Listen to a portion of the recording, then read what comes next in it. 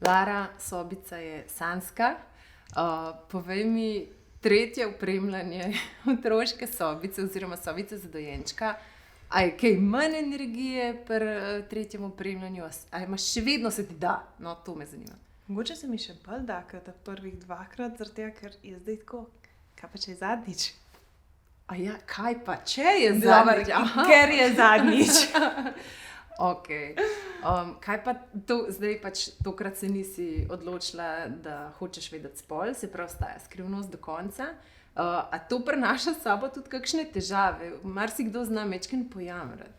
Ja, čisto iskreno, na začetku sem bila že tako malo joj, v kaj sem se spet spravila, ampak pa sem enkrat začela malo brskati, sem ugotovila, da so mi ti nevtralni toni v bistvu toliko všeč, da ne čutim čisto nobene potrebe po tisti roza, modri. Po mojem sem to izživela pri prvih dveh, verjetno zaradi tega, in sem zdaj čisto zaljubljena v te odtinke. Ja, krasno, no. Hvala, da si nas spustila v to lepo sobico. Hvala, da ste pomagali pri opremljanju, pa z idejami. Z veseljem, tebi pa vedno.